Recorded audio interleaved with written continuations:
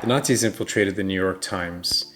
So favorable was the Times' coverage to the Nazis that they would just read New York Times articles, unedited and uncensored, on German radio during the war. The New York Times' Berlin bureau chief is the man who was responsible for setting the entire editorial agenda for that paper in Germany, was a Nazi.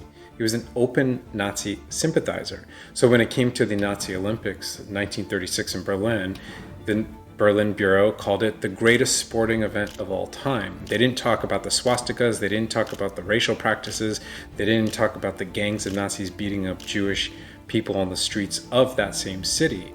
They just praised it. And when it came time for the Germans to round up American reporters once the war had begun, only one single reporter was spared this action. He stayed in his luxury hotel in Berlin, and that was the same man running this Berlin bureau.